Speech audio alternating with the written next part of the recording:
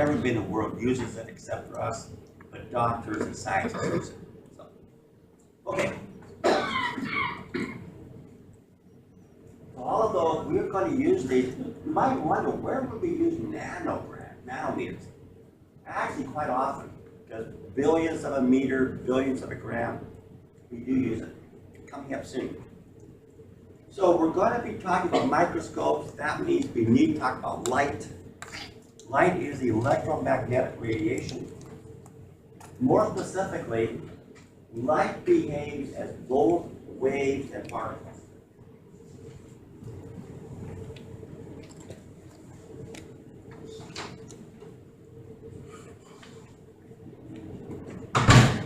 What that means is that light is both solid material and energy at the same time.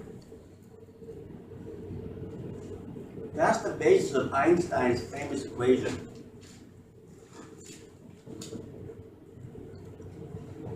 And you've all seen that before. E is energy, m is mass, c is the speed of light squared. So what that says is if you take a rock and you speed it up to the speed of light, it changes into energy. So it's the equivalent, it's this theory of relativity. It's the equivalence of energy and mass. Well, fortunately, we're not going to do that.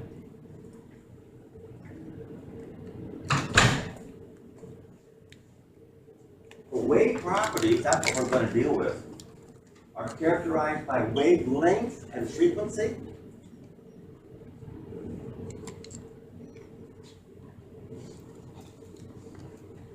There's wavelength, the distance from one wave to another.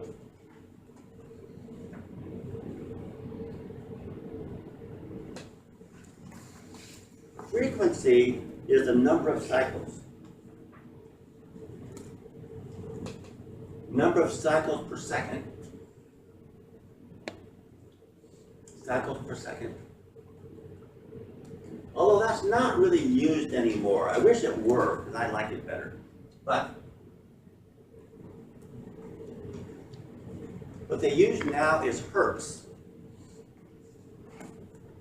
Hertz was a physicist. Hertz was a physicist who lived about 100 years ago. And he did a lot of work with electricity and magnetism and gravity and this kind of stuff. So they named it after him now, cycles per second.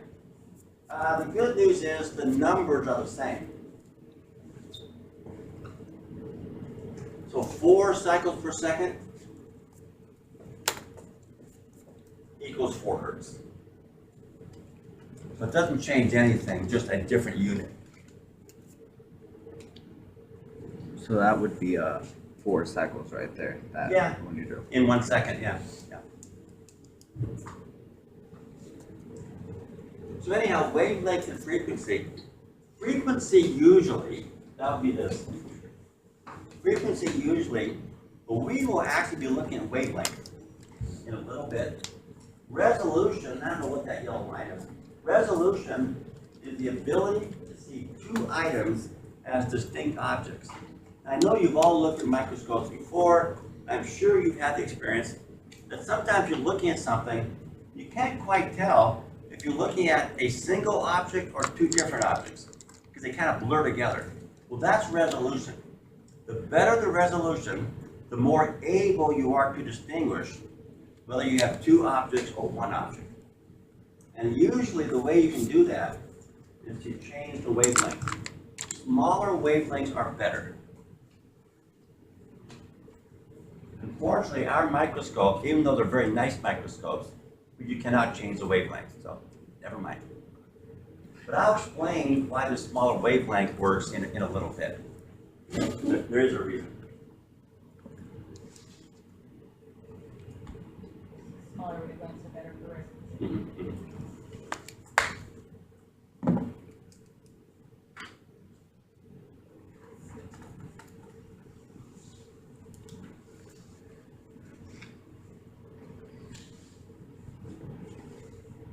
So the visible spectrum of light runs from 400 to 700 nanometers, billionths of a meter.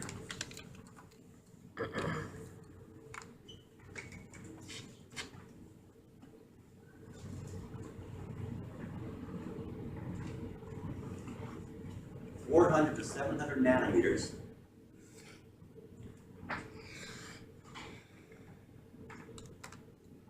And not only is that the range of visible light, but it's also color. 700 nanometers is red.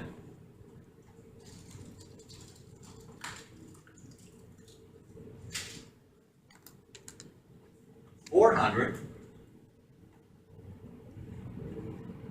violet,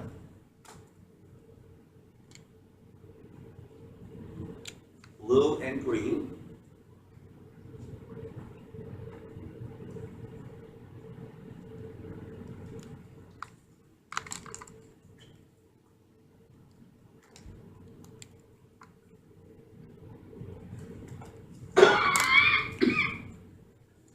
.550 is yellow.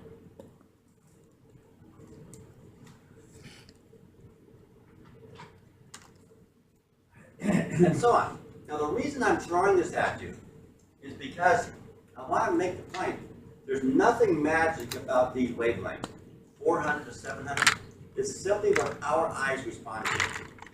There are many, many other wavelengths. For example, 710. What would 710 nanometers be? Yes, indeed. Very good. Infrared. That's infrared. And you've all heard of that. We cannot see infrared. Our eyes do not respond to it. But you know it's there. You've all heard of infrared. Down below, let's do 380. Well, that's below 400. Now, there's always some little human variation, so maybe somebody can see it. But most of us cannot. So it's below 400. This would be ultraviolet.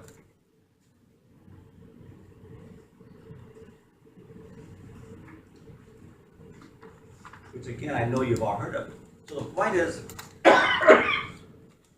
our eyes have developed so that we can see from 4 to 700. But there's many other wavelengths. We just don't see them.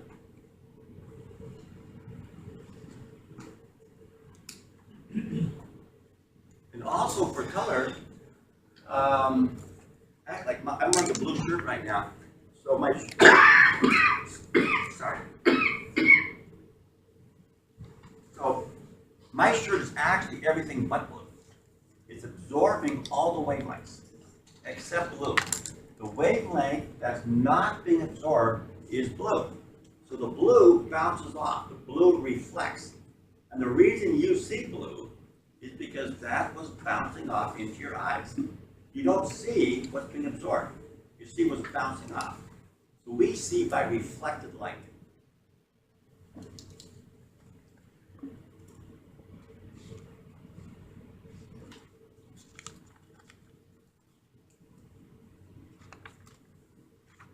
We don't see or resolve much below 350. Frankly, we don't see much below 400. Again, there's always a little bit of variation, human variation. So 4 to 700, if it comes up on a question, 4 to 700 is the visible spectrum of light. UV light is below 400, so 100 to 400 is UV. It can resolve down to 110 nanometers. That's smaller than visible light. With visible light, we cannot see anything below 400 nanometers. UV can, smaller wavelength. And electron microscopes can resolve to 0.2 nanometers. That's a lot smaller than visible light.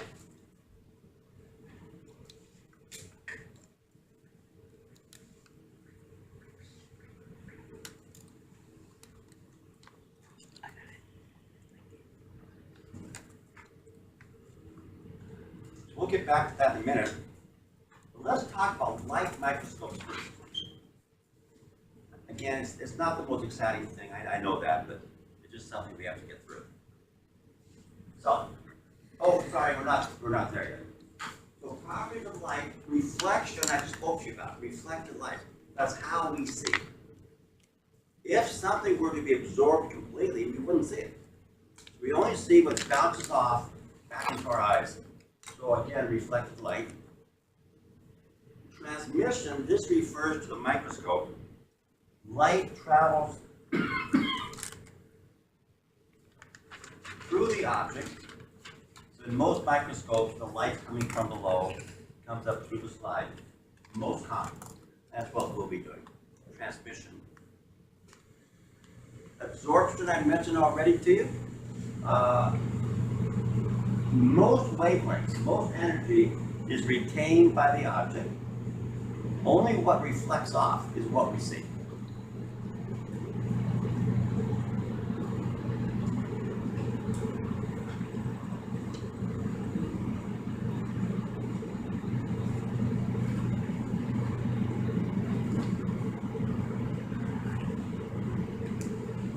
And refraction.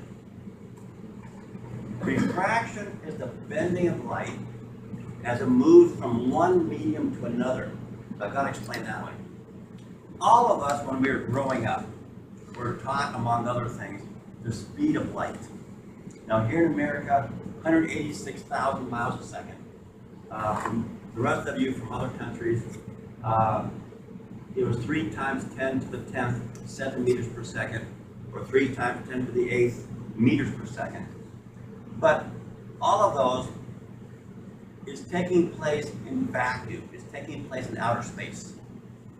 When light comes through outer space and hits our atmosphere, hits the air, it slows down. It's not the same speed as it is in outer space. When it goes through glass, it slows down. If it goes through water, it slows down. See, these are different media. So the numbers we learn, as grade school kids, are for vacuum, for outer space. So let's just say we have a beaker of some sort.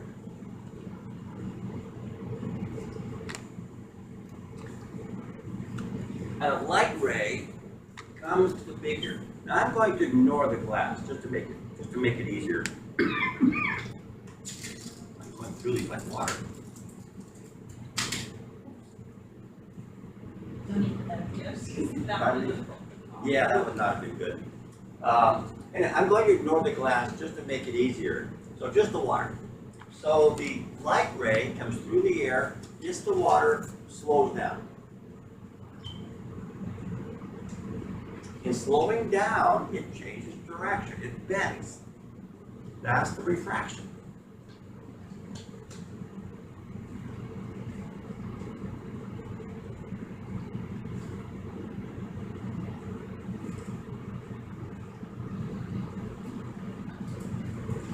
And then on the other side, this will be a little mysterious. When it hits the air again, it speeds up again. Well, that's part of Einstein and his work, and we don't want to go into it. So it speeds up again, so it goes back to the original direction. Again, that's refraction, the bending of light as it moves through different media.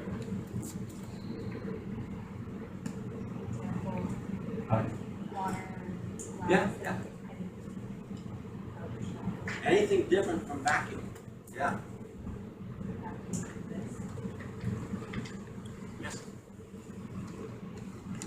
Now this can be very tricky because obviously we're all accustomed to we look at something and whatever we see, we just assume it's straight in front of us. So if we're looking like this, we'll kind of assume whatever we're seeing is straight ahead. But in actuality, because of the bending of light, what we're really seeing is up here. It's not straight ahead. That's refraction. And actually, you've all seen a carnival game that does exactly this. I know you've seen it.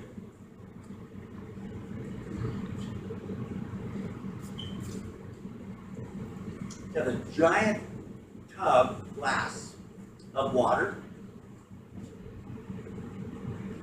There's a little cup in there. You gotta drop quarters in. If you get the quarter into the cup, then you get food for life or something. So everybody, of course, just drops it in. Everybody misses because the cup is not there. The cup is somewhere else. I've always wanted to go back and look at the guy and then start dropping my corners over here. And the only reason I haven't done it is because the cup is probably here, and I'm still going broke. But that's how it works. That's the refraction. Is that the light is bending, so what you think you're seeing is simply not in the place where you're looking. So there's no water.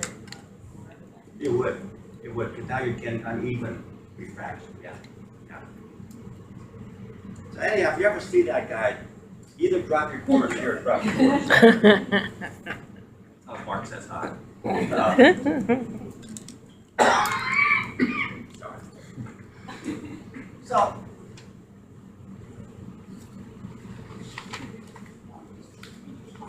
That's actually of more than idle interest, because for those of you who had A and P, you'll probably remember, maybe, that when light is entering the eye, it's got to go through the cornea, it's got to go through the aqueous humor, it's got to go through the lens, it's got to go through the vitreous humor.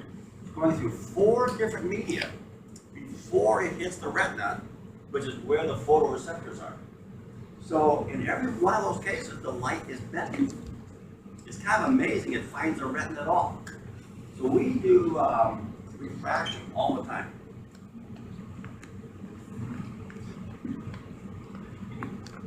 Okay, now the types of microscopes. Now the types of microscopes. Starting off with bright field. This is the one you've always used. Ordinary microscope, light travels through the sample.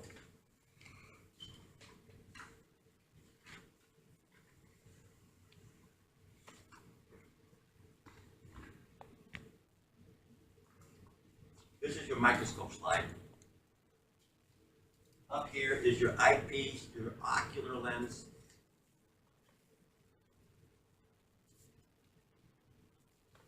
So the light hits the slide, starts bending in different directions. It's up to the eyepiece. That's bright field, as opposed to dark field. There,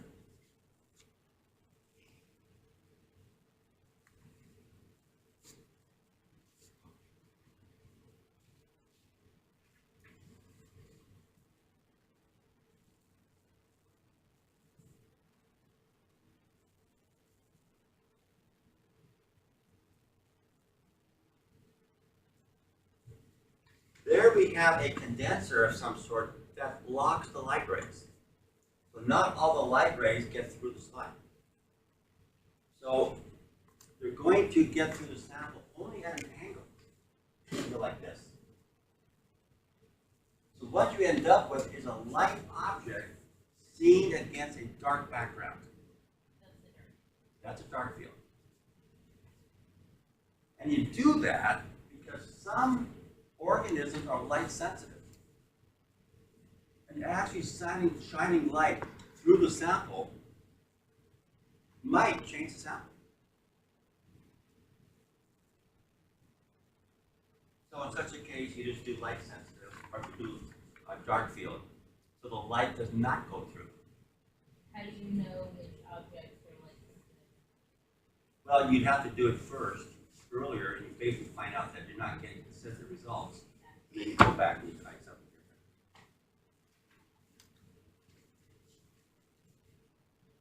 So dark field, and then phase contrast. Phase contrast uses a special type of condenser, but more significantly uses a diffraction plate.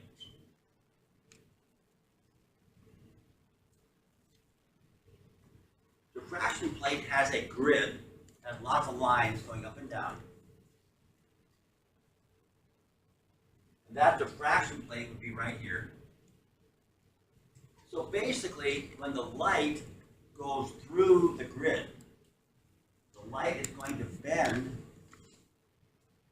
differently, depending on the angle and so on. So you get different shades of light and dark. The diffraction plate gives you different shades of light and dark.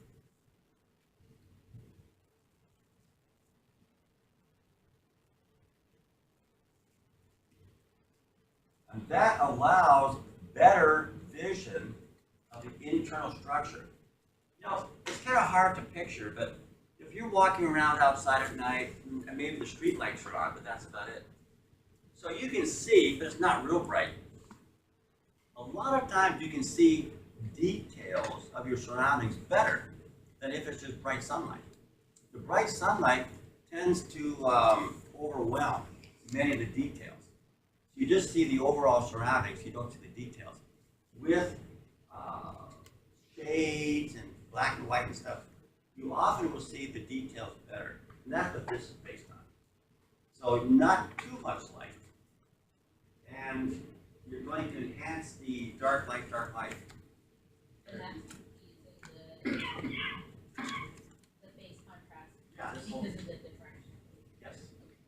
Yes.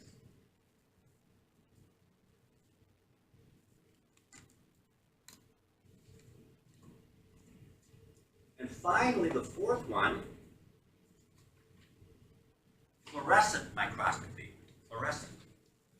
Here, fluorescent dyes, I'll explain that in a minute, called fluorochromes, are attached to the sample. Fluorochromes are attached to the sample. They are fluorescent because UV light excites the molecules in the dye, excites the molecules in the dye to release energy in the form of light. So what you see are little sparkly lights coming out of the stain, out of the dye, with UV light. That's fluorescence.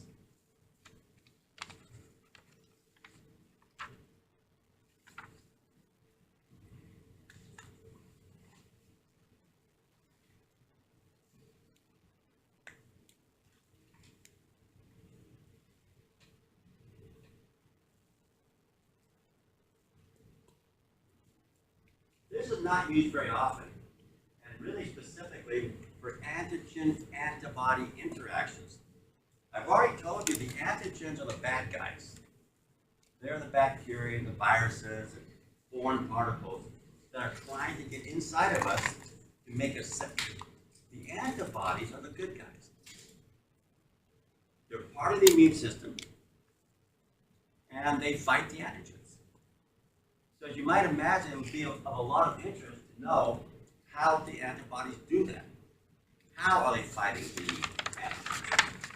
So this fluorescent microscopy is used to study that specifically, the antigen-antibody interactions.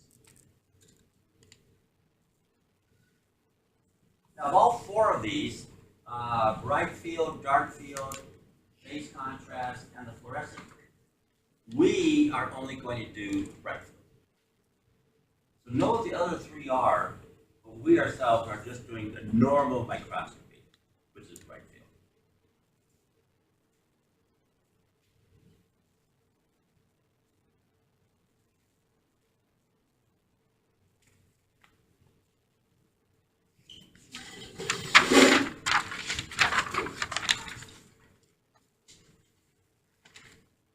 Now, those are light microscopes. As you all know, we also have the electron microscopes. So these guys use electrons instead of light rays. There are two categories here. Transmission electron microscope will give off a better view of the internal structure. It goes right through the sample.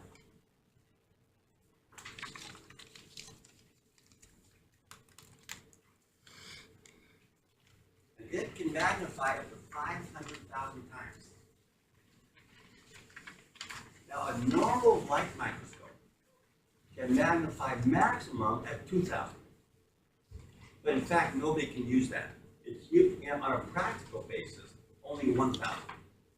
I'll explain that next week, or maybe Thursday I will.